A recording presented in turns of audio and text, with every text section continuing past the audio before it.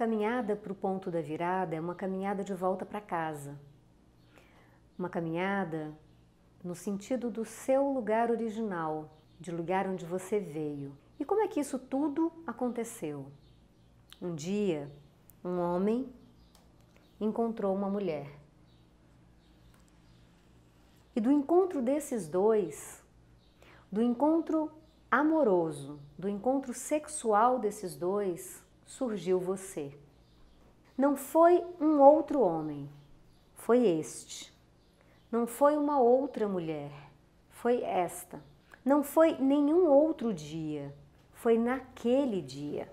E qual é a grande diferença desse encontro? É que se acontecesse com um outro homem, não seria você.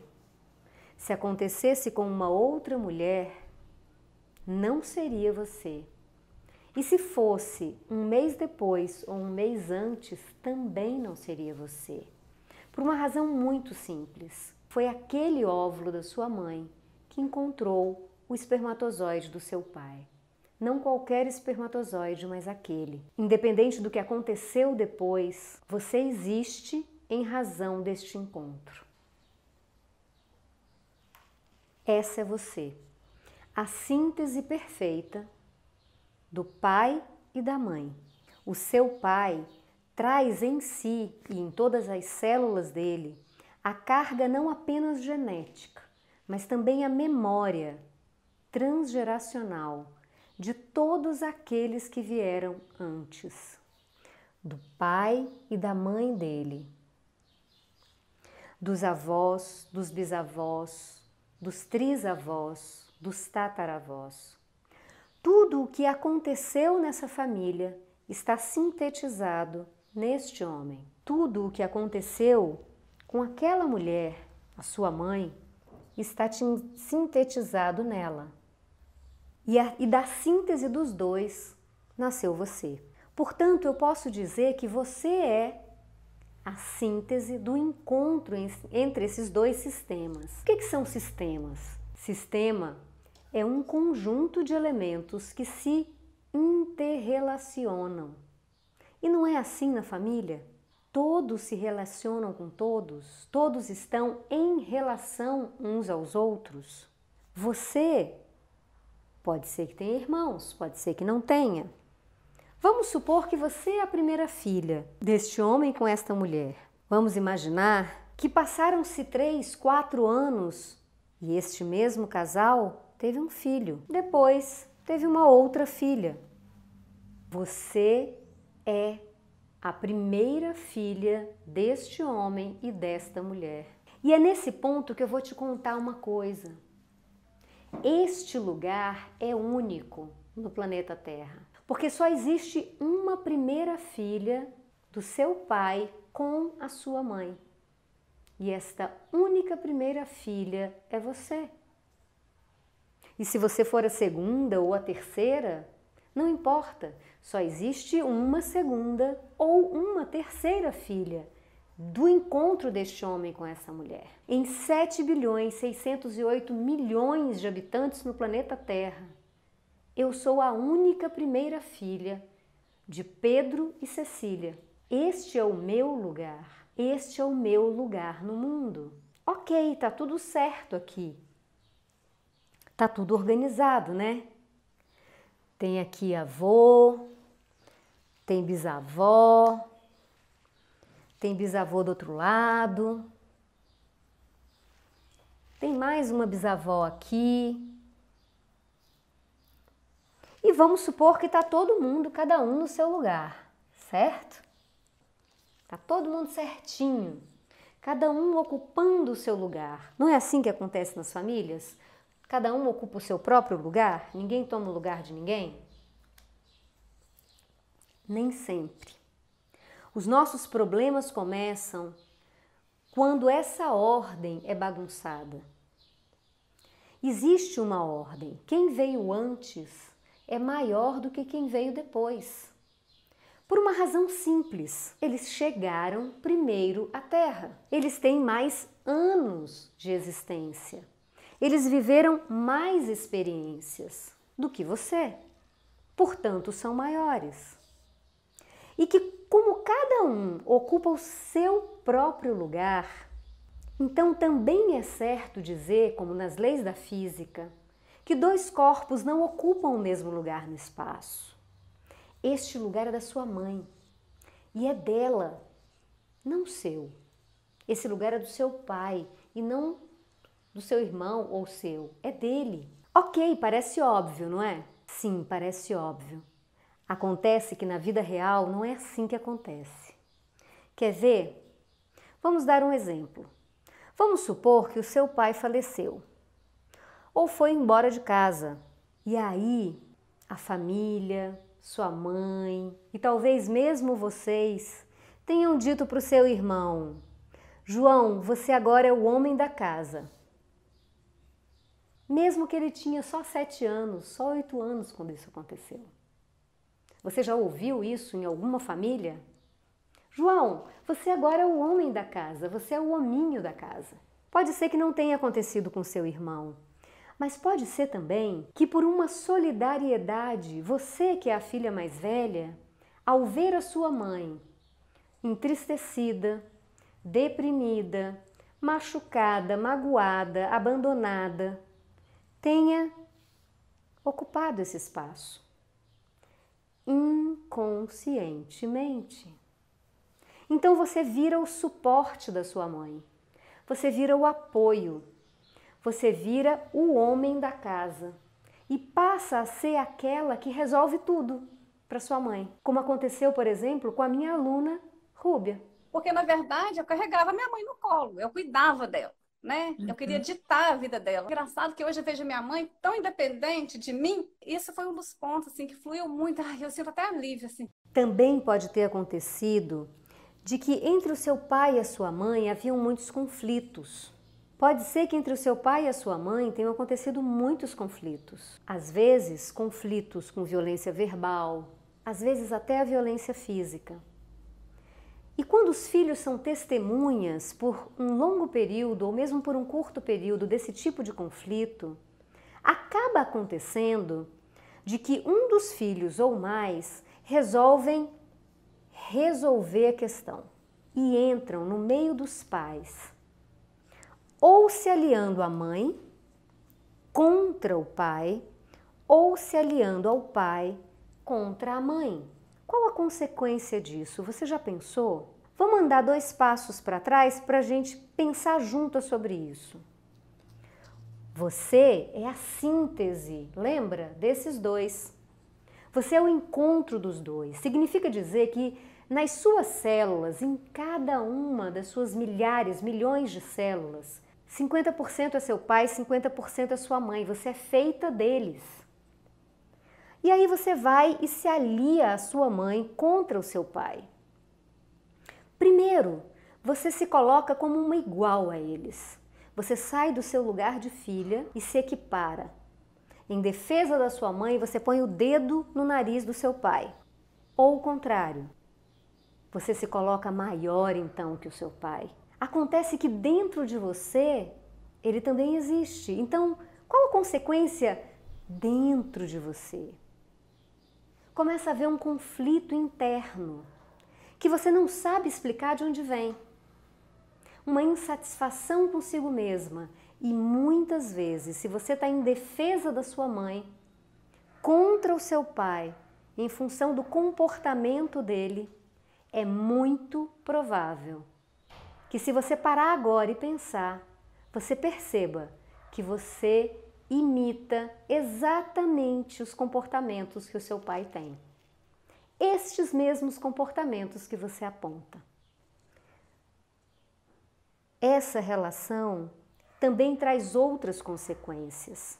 Sua relação com os homens, tanto nos relacionamentos pessoais quanto profissionais, passam a ser mais difíceis. Esta figura, esta imagem é a representação daquela pessoa que tem muita dificuldade em lidar com a autoridade. No trabalho, na escola, você vai ter dificuldade de lidar com a autoridade masculina, seja você menino ou menina. Se você se aliou ao pai contra a mãe, você terá dificuldade em lidar com a autoridade feminina. Por quê? Porque você se sente maior. Se por outro lado, voltando ao exemplo anterior, seu irmão ocupou o lugar do pai, ou você ocupou o lugar do pai, na ausência, na morte, na saída, não importa em que circunstância, a consequência disso para o relacionamento amoroso será desastrosa. Das duas, uma. Ou você vai ser a mulher ou homem invisíveis, incapazes de constituir vínculos reais com pessoas reais, ou você vai constituir vínculos a partir deste lugar de pai. Ou seja, você vai ser o pai ou vai ser a mãe da sua namorada, do seu namorado, do seu esposo, da sua esposa. Se por outro lado o filho se alia à mãe ou a filha se alia ao pai contra o outro cônjuge, surgem as figuras da filhinha do papai ou do filhinho da mamãe. Mais tarde, na idade adulta, essas pessoas se relacionarão amorosamente a partir de um lugar infantil, de um lugar exigente, de um lugar cobrador, de um lugar que liga e pede para o namorado para resolver o problema, pede para a namorada para fazer a comidinha, pede para cuidar, pede para... Está sempre pedindo. E se não recebe, cobra, invade. Porque está acostumada a receber tudo do pai ou da mãe. Então, quer perpetuar essa relação na relação amorosa. E aí, eu preciso te dizer que a relação a dois não é um jogo para crianças. A relação a dois é um jogo para adultos, para aqueles que são capazes de se sustentar sobre si mesmos. Mas esse é apenas mais um exemplo. E por que eu falo desse dar e desse receber?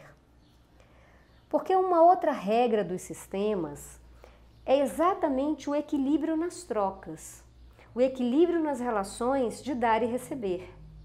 Existe um equilíbrio que é o equilíbrio dos pais dão, os filhos recebem.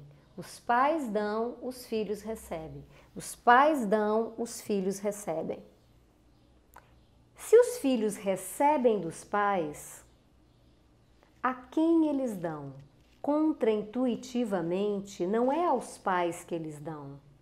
Tudo que eles recebem dos pais, a vida que ele recebe da mãe, o mundo que ele recebe do pai, quando ele de fato recebe isso, sem nenhum senão, sem nenhum porém, então ele devolve, ele dá a quem? Ao mundo, à vida, sob forma de trabalho, ou aos seus próprios filhos.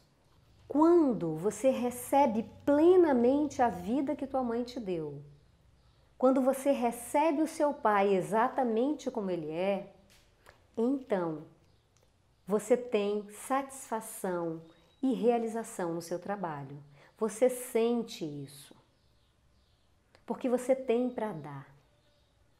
Se por alguma razão esse vínculo foi interrompido, foi quebrado, foi partido ou foi desorganizado, como nós vimos antes, então a sensação de não estar satisfeito, não estar realizado, ou de não ter reconhecimento, ou não receber a justa remuneração, ou de não conseguir ter prosperidade financeira, certamente vão acontecer na sua vida. Porque primeiro a gente recebe dos pais, para depois a gente dar ao mundo.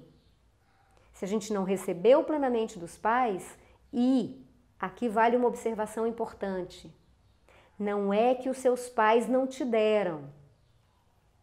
Atenção nisso. É que você não recebeu. Receber é ação. Porque os seus pais, tanto o seu pai quanto sua mãe, independente da história que você tem com eles, te deram tudo. E quando eu digo que os seus pais te deram tudo, Pode ser que imediatamente venha na sua cabeça: você não conhece meu pai, você não sabe a minha história, você não conhece a minha mãe, era uma louca, narcisista. Ok. Silencia só um pouquinho a sua mente. Quando eu digo que os seus pais te deram tudo, o que eu estou dizendo é: eles te deram tudo o que eles tinham para dar. Talvez você ache pouco, talvez você ache ruim, mas isso era tudo o que eles tinham para te dar. E se você achou pouco ou achou ruim, você não recebeu. Se por outro lado, você já entendeu que eles são humanos, como você, falíveis como você, e que eles fizeram o melhor que eles podiam com o que eles tinham, então é possível que você tenha recebido isso deles e esteja podendo hoje dar ao mundo sob forma de um trabalho, com realização, com prosperidade financeira. Pode ser que você esteja dando ao mundo com seus filhos, com seu esposo, com a sua esposa, com seu companheiro ou sua companheira.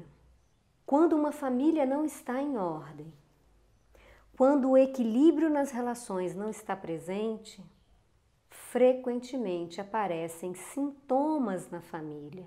Sintomas de estresse emocional, sintomas de doenças físicas, sintomas de montanha-russa financeira, sintomas de relacionamentos amorosos sucessivos que não dão certo, sintomas de submissão, sintomas de toda ordem.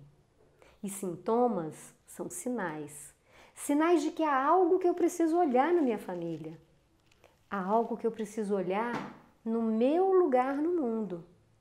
O lugar onde eu vim. O lugar que é meu e de mais ninguém. Mas também pode acontecer de você sentir no seu coração a vida inteira que falta algo.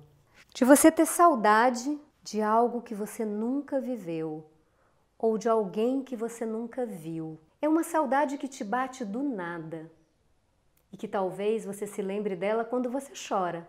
Ou você se lembre dela quando você está sozinha, caminhando. E aí vem essa saudade, esse silêncio que te invade. Essa falta, algo falta e você não sabe o que é. E isso pode ser tanto a falta de um irmão que foi esquecido, de algum membro da família, um antepassado, um tio que foi esquecido, quanto a falta de um irmão que não chegou a nascer, ou que nasceu e logo morreu, sobre o qual ninguém fala na família. A exclusão, o esquecimento de um antepassado ou de algum elemento desse sistema causa também sintomas, inclusive essa saudade sem nome. Você pode ver isso com clareza no filme Viva a Vida é uma Festa, da Pixar. Se você não viu o filme ainda, eu recomendo. Você não se sente adequado no lugar e você não sabe o que é. Você não se sente parte, você não sabe o que é. E aí eu vou te contar que isso é não estar no seu lugar, mas é também, talvez, a falta de alguém aqui. Por exemplo, nesse intervalo de 4 anos entre você e o seu irmão. E aí você vai dizer: como assim, Maria Cláudia? Não entendi nada, não tem ninguém entre eu e o meu irmão.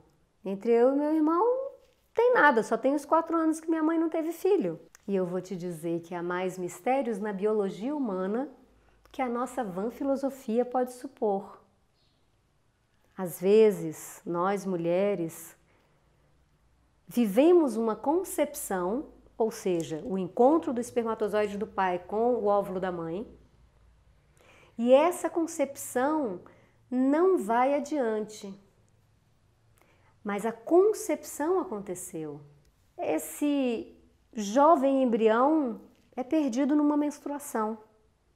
Ou às vezes é um bebê que de fato não nasceu por um aborto espontâneo, Às vezes foi um aborto provocado que você obviamente não sabe porque é filho.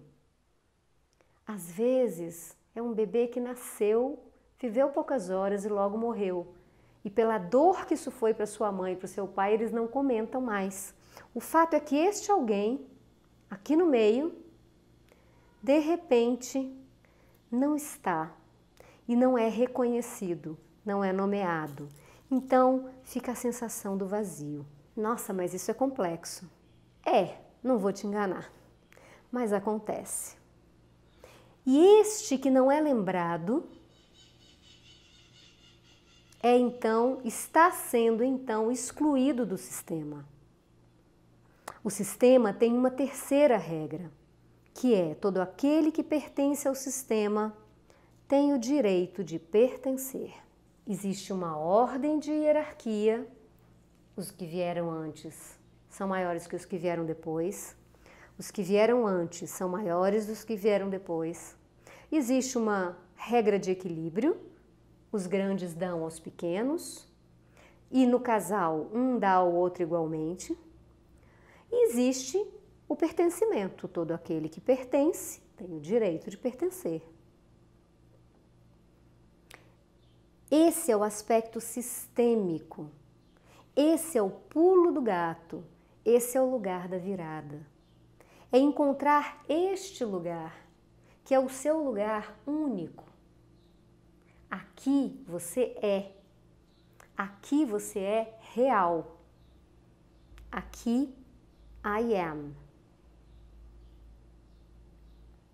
E é neste lugar real, dentro da ordem da sua família, considerando a pertinência de todos os que fazem parte, em equilíbrio entre dar e receber, que você pode finalmente dizer sim para tudo o que aconteceu. E ao dizer sim para tudo o que aconteceu no passado, reconhecendo o que aconteceu, que foi assim, é que você finalmente se libera para o futuro.